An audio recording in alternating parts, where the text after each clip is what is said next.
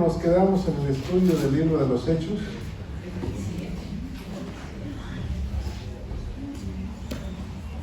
¿Alguien recuerda? Ya hace buen tiempo que no. Fácil, un mes, ¿verdad? Fácil. Capítulo 24. Recordemos que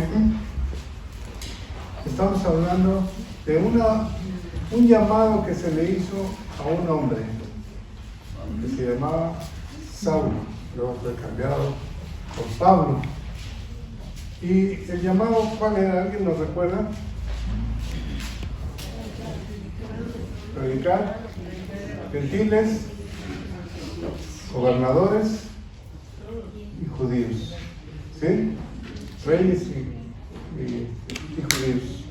O sea, él tenía la misión de compartirle a los gentiles todo aquel que no era judío, o incluso algunos judíos que habían nacido lejos de Israel, también se les llamaban gentiles, que no habían escuchado la palabra. Entonces él tenía un llamado especial. Y de una vez les digo qué tarea les dejo.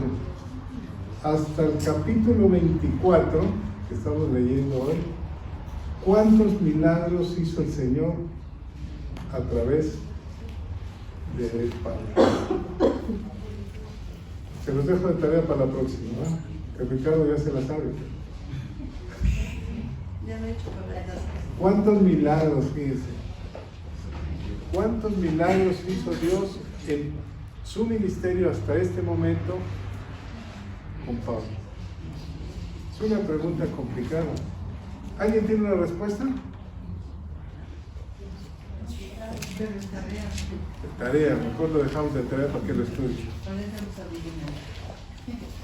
Bueno, recordemos que Pablo había llevado a cabo 3 viajes misioneros, de los cuales había levantado una ofrenda para los judíos pobres en Jerusalén. Esa era su misión. Pablo trabajaba, él no cobraba su ministerio, excepto una iglesia que lo apoya. Pero lo demás, él trabajaba, dice, he trabajado con mis manos para el servicio del Señor. Y Pablo no tomaba las ofrendas, sino que su misión era llevarla a ayudar a los pobres de Jerusalén. Cuando llega ahí, entonces había una situación, muchos, como Pablo había sido perseguidor de los judíos, ahí mero, ahí, Juan, ¿se oye? Era perseguidor de los judíos. Entonces muchos judíos lo rechazaban, porque incluso él, recordemos que él había estado en la muerte de Esteban, y él mismo había pedido cartas para ir a detener a las familias creyentes de Jesucristo para llevarlas a la cárcel. Entonces su conversión, ya la hemos leído, estoy tratando de hacer un resumen porque dejamos un lapso de no leer el libro de los Hechos. Entonces su conversión era difícil para el pueblo judío, porque lo veían entrar, hagan de cuenta que entrara un terrorista, ¿no? Y entonces la gente se lo mata. Y entonces los mismos judíos no creían mucho en Pablo. Pero Pablo Dios lo usaba grandemente. Dice que había sido maltratado, lo habían apedreado, incluso como muerto lo habían arrojado fuera de la ciudad. ¿Sí recuerdan? Y Pablo viene a cumplir su misión, viene de hablarle a los gentiles. En el capítulo 21 más o menos dice que cuando llega a Jerusalén, todos los discípulos del Señor se juntan y se alegran porque Pablo les habla de todos los convertidos a Jesucristo. Y entonces le sugieren que vaya al templo y presente una ofrenda durante 7 días, la ofrenda del Nazareno. Y ahí está en el templo, y de repente llegan unos judíos de Asia y comienzan a alborotar a la gente. Y entonces son 7 días que está ahí, el último día. A Pablo lo golpean mucha gente, llega esto a oídas del magistrado, del tribuno, y viene y lo rescata con los soldados porque lo iban a matar. Y ahí empieza la defensa de Pablo. La defensa, los juicios orales. ¿Hay algún abogado aquí? Levante la mano, un abogado. Ahora no vinieron abogados. Bueno, hace unos 5 años, no sé, se empezaron los juicios, ¿no, Raúl? Orales. Tiene poco en México que se empezaron. ¿Cuál sería el primer juicio oral en la Biblia? Que le dieron oportunidad al supuesto reo de defenderse. Yo creo que fue cuando Jesucristo, ¿no? Cuando le dijo Pilatos, dime, defiéndete, ¿qué traes aquí? Yo tengo el poder para liberarte o para mandarte matar. Y Jesús le dice, tú no tienes poder. Yo he puesto mi vida, lo he puesto. Pero Pablo, aquí, lo increíble es que son 3, 4 capítulos donde la escritura se enfoca y queda plasmado el juicio de Pablo y cómo se defendía Pablo. Un juicio oral que empieza con los gentiles cuando lo quieren matar, luego viene con los judíos en Jerusalén y empieza a defenderse. Y así empieza, luego viene con el tribuno, lo vimos, y ahora viene con Félix, que es el gobernador. Recuerden que a Pablo lo querían matar. Había un grupo de judíos que había dicho que no comerían pan hasta ver la muerte de Pablo. Entonces decide el magistrado llevárselo al gobernador Félix. Lo lleva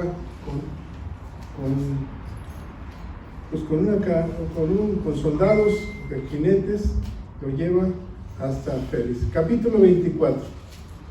¿Quién me lee los primeros 3 versículos, por favor? 5 días después descendió el sumo sacerdote Ananías con algunos de los ancianos y un cierto orador llamado Tértulo. Compartieron ante el gobernador contra Pablo.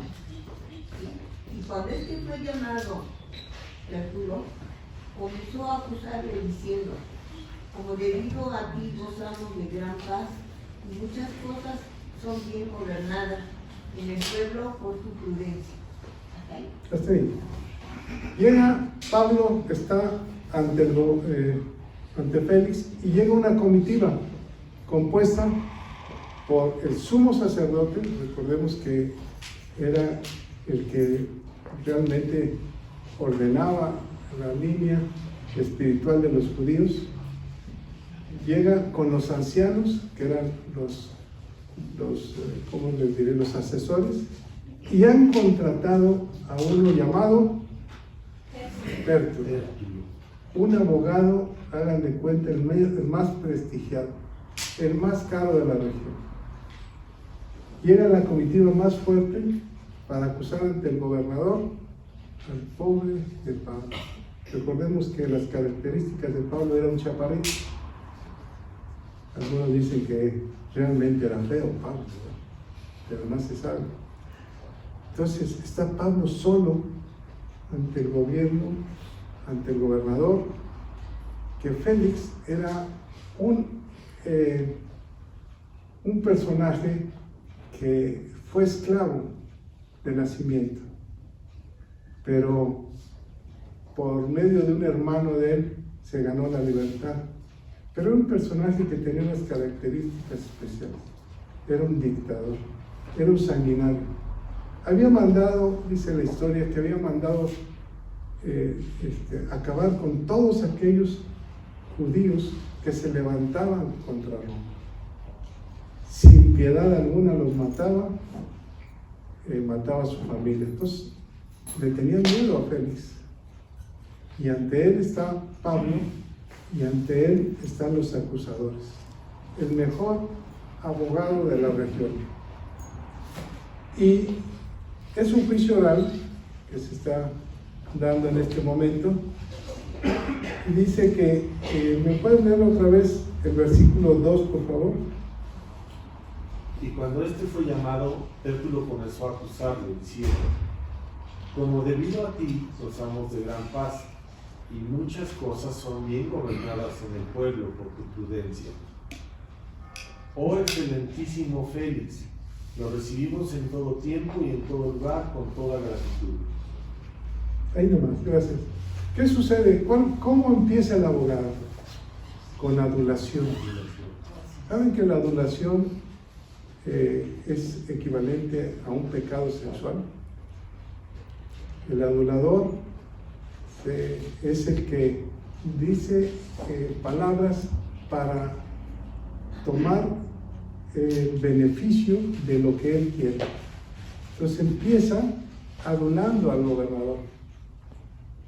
Le dice que a causa de que él gobierna, todo Israel ha tenido gran paz. ¿Era una verdad o era una mentira? Era una mentira, porque era un sanguinario, ¿no? La gente le tenía miedo. Era un asesino. Pero está adulando al gobernador. ¿Me lees el siguiente, por favor? Pero no por molestarte más largamente, te ruego que nos oigas brevemente conforme a tu equidad. Porque hemos hallado que este hombre es una plaga y promotor de sediciones entre todos los judíos por todo el mundo y cabecilla de la secta de los nazarenos. Ahí nomás. ¿De qué lo acusa? De ser una plaga. ¿Qué es una plaga?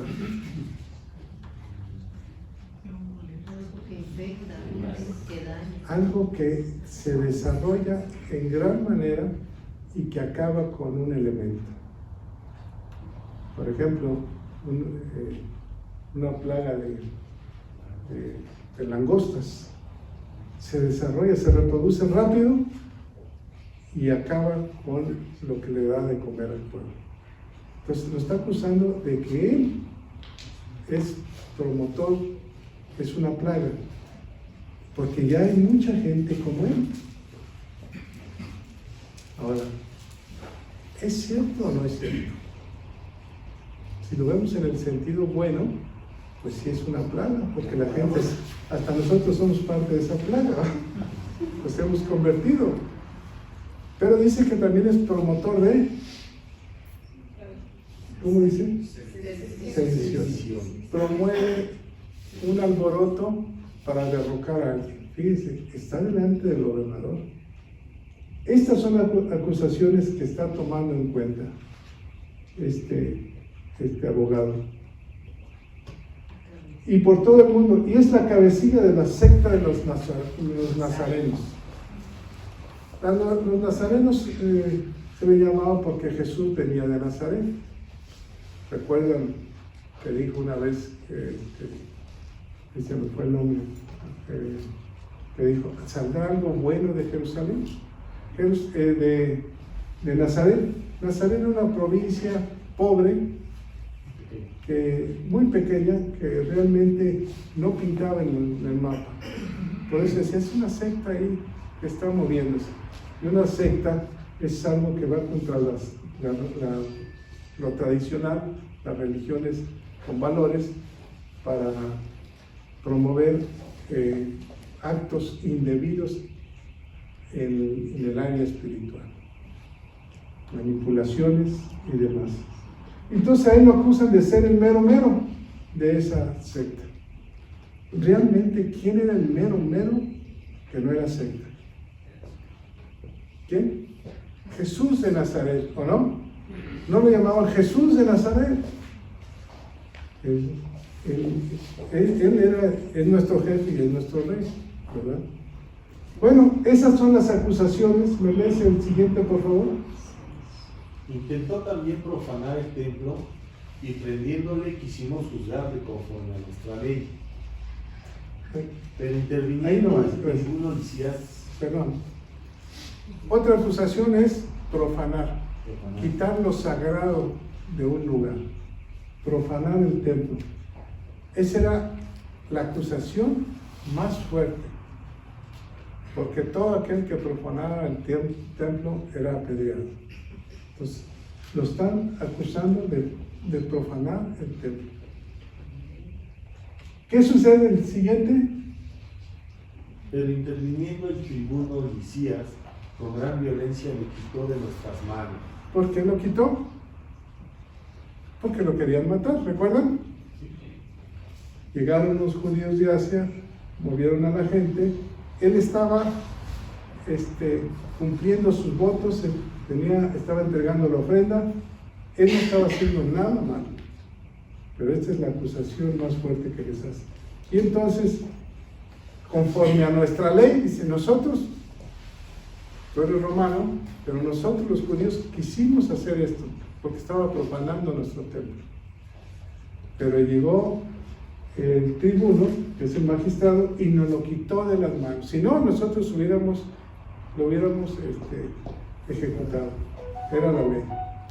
Aunque la ley judía decía no matarás, ¿estamos de acuerdo? Pues no podía matar. Pero el abogado astutamente está involucrando al gobernador para que en su mente el gobernador se haga idea de del tipo de persona que era Pablo. Siguiente. Mandando a sus acusadores que viniesen a ti. Tú mismo, pues, al juzgarle, podrás informarte de todas estas cosas de que le acusamos. Adelante. Los judíos también confirman diciendo ser así todo. Todo el mundo que estaba ahí decía, sí, tienes razón, sí, ese es el malo. Siguiente. Habiéndole hecho señal el gobernador a Pablo para que hablase, éste respondió: porque sé que desde hace muchos años eres juez de esta nación, con buen ánimo haré mi defensa. Como tú puedes cerciorarte, no hace más de 12 días que subí a adorar a Jerusalén, Siguiente. y no me hallaron disputando con ninguno, ni amotinando a la multitud, ni en el templo, ni en las sinagogas, ni en la ciudad. Gracias. ¿Qué sucede? Nada más hace 12 días. Yo sé que eres el juez, no me está adulando, no me está aclarando. Yo sé que eres el juez. El adulador era el abogado, pero él está solo defendiendo una causa. Y le dice, no hace más de 12 días, 7 días en el templo y 5 días delante del gobernador, detenido. 12 días. No me hallaron disputando con ninguno, ni en la multitud, porque recuerden que lo estaban acusando de profanar, y lo acusaban de haber metido personas gentiles no convertidas al templo. Ni en las sinagogas, ni en la ciudad. Adelante, por favor. Ni te pueden probar las cosas de que ahora me acusan. Pero esto te confieso. Ahí nomás. No me pueden probar porque esto acaba de suceder. Era muy fácil probarlo, traigan a testigos, ¿o no? Fueron hace 12 días, no hace mucho tiempo. ¿Dónde están los testigos?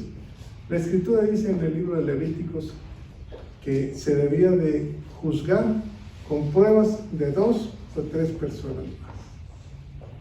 Presenten sus pruebas, le está diciendo Pablo. Presenten las pruebas. ¿Qué es lo que se está juzgando en este momento? La credibilidad de la predicación de Pablo. ¿Cuál es lo que predicaba Pablo? Y veamos el versículo 14. Pero esto te confieso, que según el camino que ellos llaman herejía, así sirvo al Dios de mis padres, creyendo todas las cosas que en la ley y en los profetas están escritas.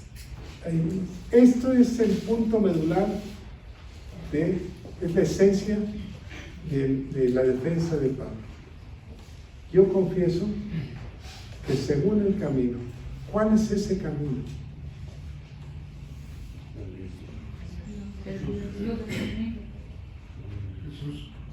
Yo soy el camino, yo soy la verdad y yo soy la vida. Por eso el llamado de Pablo es hablar de Jesús ante reyes y sacerdotes, ante todo el mundo. Y en este momento era la única manera de juntar a todos, a los gobernantes, y hablar del camino. A los del camino, ¿se recuerdan? Se les llamaba aquellos cristianos, aquellos que habían sido convertidos y seguían el camino de Jesús. ¿Tú eres seguidor del camino? ¿Sí? Tú eres seguidor del camino. En el libro de los Hechos dicen, yo perseguía a los del camino, decía Pablo en su conversión, a los que seguían el camino de Jesús. Por eso Pablo en este momento les está compartiendo la palabra. Yo te confieso que según el camino que ellos llaman herejía, así sirvo al Dios de mis padres, creyendo en todas las cosas que en la ley y en los profetas están escritos. ¿En qué creían los judíos? En la ley y en los profetas. ¿Se acuerdan el predicador de la semana pasada? Sí. ¿Qué nos dijo de la ley? ¿Debemos de cumplir la ley o no? Claro que debemos de cumplir la ley. Jesús vino a cumplir la ley. Por eso no lo pudieron acusar de nada, porque vino a cumplir la ley. Y los profetas que hablan de Jesús. Yo soy de ese aquel de que hablan los profetas. Por eso Pablo dice, yo creo en eso, en la ley y en los profetas. Y hablo del camino de Jesús. Siguiente. Teniendo esperanza en Dios, la cual ellos también abrigan, de que ha de haber resurrección de los muertos, así de justos como de injustos. Y por esto procuro tener siempre una conciencia sin ofensa ante Dios y ante los hombres. ¿Cuál era el problema? Ananías, que era el sumo sacerdote, pertenecía al grupo de los saduceos.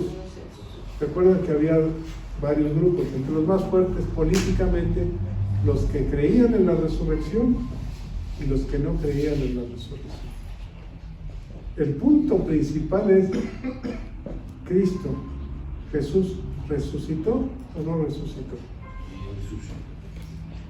Entonces, los saduceos no creían en la resurrección y el sumo sacerdote era saduceo. Y él está diciendo, yo sí creo en la resurrección. Ahora el apóstol Pablo adelante nos dice, si no creyéramos en la resurrección, ¿para qué estamos aquí? Vana es nuestra fe. Mejor comamos y bebamos porque el mundo se va a acabar. Pero tenemos vida eterna. Ahorita con el conflicto que hay en Israel y el grupo terrorista más, un judío decía, nosotros creemos en la vida, nos preparamos para tener vida eterna. Y los terroristas se preparan para la muerte. Están preparados para la muerte, por eso no les importa morir.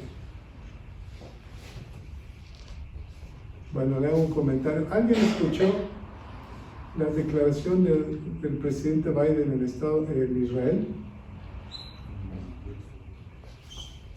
Él dice que cuando era joven, él fue a Israel, también había un conflicto, pero era un senador muy joven, y en ese entonces había una primer ministro de Israel.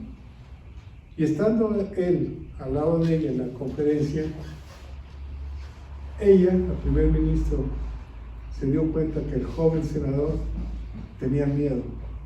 Y le preguntó, ¿por qué tiene miedo, senador? Dice, por lo que se puede desencadenar la guerra. Y nosotros estamos metidos en esto. Y le dijo, no tenga miedo. Le dijo, nosotros tenemos un arma poderosa. ¿Cuál es el arma poderosa que tiene Israel?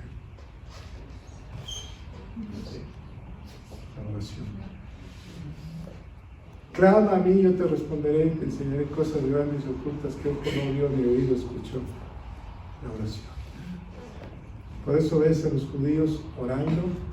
El gobierno les paga a una línea de sefarditas. No trabajan, se dedican todos los días a orar. El arma poderosa. Pablo, en su defensa, dice: yo tengo una conciencia, la procuro tener siempre limpia ante Dios y ante los hombres. ¿Cómo puedes tener una conciencia limpia? Orando, buscando a Dios con toda tu alma y con todo tu ser.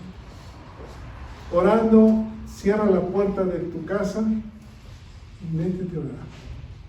Cuando vayas caminando, habla con Dios. Cuando estés en tu trabajo, platica con Dios. La oración tiene poder. Fíjate, dice el presidente Biden que eso le dio paz. Nunca pensó que él iba a regresar a un conflicto ya anciano a respaldar a Israel.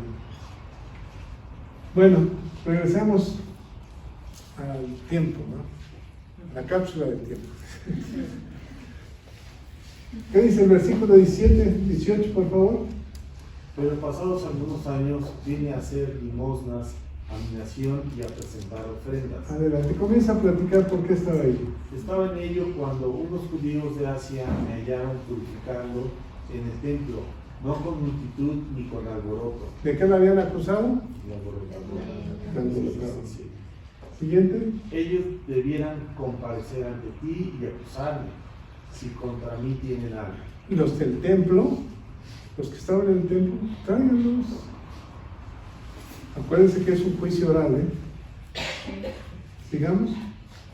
O digan estos mismos si hallaron en mí alguna cosa mal hecha, cuando comparecí ante el concilio.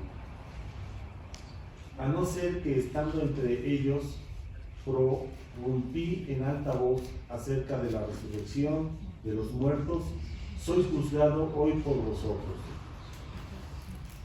Entonces Félix, a oídas estas cosas, estando bien informado de este camino, les aplazó diciendo: cuando descendiere el tribuno Lisías, acabaré de conocer de vuestro asunto. ¿Por qué el gobernador no juzgó en ese momento? ¿Por qué creen? ¿Por qué dijo: espérenme hasta que el tribuno, el magistrado que lo detuvo, que fue a rescatarlo, venga y me explique? ¿Por qué no juzgó si era una persona malvada?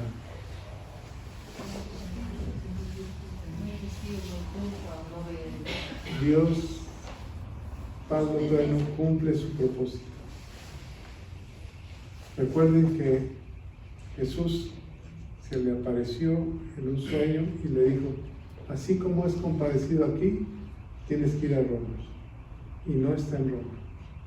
Todavía le falta un proceso más. Y entonces Félix no puede juzgarlo en este momento. Les dice: déjenme traer aquel magistrado que te defendió, o más bien que te rescató cuando te estaban golpeando, para que lo explique. Siguiente, por favor. Y mandó al centurión que se custodiase a Pablo, pero que se le concediese alguna libertad y que no impidiese a ninguno de los suyos servirle o venir a él. Adelante. Algunos días después, viniendo Félix con Drusila, su mujer, que era judía, llamó a Pablo y le oyó acerca de la fe en Jesucristo. Aquí aparece en escena una mujer esposa de Félix. Dicen que la historia que era el segundo matrimonio de Drusila. Drusila era una joven sumamente hermosa que había estado casada con un rey judío y que Félix la había enamorado y la había hecho su esposa.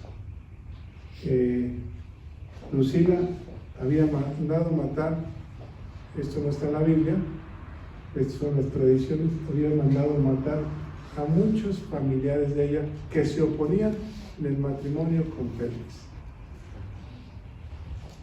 Y Félix era su tercera esposa. Ese por el 25, por favor. Pero al disertar Pablo acerca de la justicia, del dominio propio y del juicio venidero, Félix se espantó y dijo: ahora vete, pero cuando tenga oportunidad te llamaré. Cuando estuvo detenido Félix, Pablo, Félix lo visitaba con su esposa Lucila. Y entonces Pablo les habla sobre la justicia. ¿Me regresa el 25, por favor, Gerardo? Sobre la justicia. ¿Cuál justicia? Divina. ¿Vale? La divina. La divina. O sea, hay un juicio. Nosotros fuimos justificados. ¿Por qué? Porque le creemos a Él. Porque Él murió por nosotros, somos justificados. También les habló del dominio propio. Ellos, ni Drusila ni Félix tenían dominio propio. No podían detenerse, eran sanguinarios. Y el juicio venidero. Y eso los faltó. Un día va a venir el Señor con espada. La primera vez vino con amor. ¿Recuerdan? Sí. La segunda vez vendrá con juicio, a juzgar a vivos y a muertos. Y dice la Escritura que vendrá en un caballo blanco, en un juicio y en una espada con sangre. Y los días serán así como no. Un día se cerrará la puerta. Y eso Félix le dio mucho miedo. Por primera vez un gobernador, al hablarle de la ira del Señor, les dio miedo. La ira del Señor casi nadie nos gusta escuchar. Pero el día vendrá con juicio. ¿Cómo será eso? No lo sé. Pero un día vendrá con juicio. Siguiente. Esperaba también con esto que Pablo le diera dinero para que le soltase, por lo cual muchas veces lo hacía venir y hablaba con él. ¿Qué hacía Pablo? Compartía. ¿Pero qué hacía Félix para sacarle dinero a Pablo? Invitarlo. Venía, lo presionaba. Nunca les ha detenido uno de tránsito y dice: a ver sus documentos, y se va, y dice, y regresa, y se va, déjenme hablar con el capitán, y regresa, y te trae así, hasta que dice: bueno, ¿cuánto quiere ya? ¿No les ha pasado? No ha pasado. Esa es la misma táctica que usaba Félix. Iba, platicaba con él, regresaba, al otro día regresaba, 2 o 3 días y lo presionaba para decir: bueno, ¿cuánto quieres por tu libertad? Ya sea venir. 27, por favor. Pero al cabo de 2 años recibió Félix por sucesor a Porcio Festo, y queriendo Félix congraciarse con los judíos, dejó preso a Pablo. Fíjense cómo empezó el abogado a acusar a Pablo. Que era excelentísimo, que había habido paz a causa de él. Y dice la Escritura, ¿ahí se acaba o falta otro? Bueno, dice que al cabo de 2 años, una delegación de judíos fue a hablar con el César. Y entonces, porque como era sanguinario, lo acusaron. Era una persona estafadora. Y entonces lo cambian y deja preso a Pablo, no lo libera. Y entra otro gobernador que se llama Porcio Festo. Ahora, en el próximo capítulo, vamos a ver qué sucede con el nuevo gobernador. La tarea, ¿cuál es? Y la segunda tarea, que tal vez no la resolvamos en este otro capítulo, es: ¿por qué nos queda plasmado un juicio contra Pablo? ¿Por qué hace tanto énfasis el Señor en un juicio? ¿qué caso tiene enseñar sobre un juicio de Pablo? ¿Por qué no hablamos de milagros? Como lo hicimos con Pedro, ¿no? Los primeros 12 capítulos del libro de los Hechos son puros milagros. Hasta la sombra sanaba. Pero ¿por qué en el libro de los Hechos nos habla de un juicio? O sea, parece que dice, pues eso explícaselos a los abogados. Pero está escrito y tenemos que aprender de él. Entonces la pregunta es, ¿qué sentido tiene? ¿Por qué el Señor permitió un juicio que quedara plasmado en la Biblia? Y tantos capítulos, tantos, la defensa de Pablo. Como que los vi, como que no te entiendo, Ricardo. Yo no entiendo. Pero es extraño. Y tenemos que discernir qué nos quiere decir el Señor hablando de un juicio. Llevamos desde el capítulo 20, 21, 22, 23, 24 y va al 25. Y viene otro. Es mucho para hablar de un juicio. Amén. ¿Quién sabe por qué? Pero tenemos que discernir. Porque hay una enseñanza personal en tu vida en esto. Pero tenemos que descubrir. Ponte de pie, ¿sí?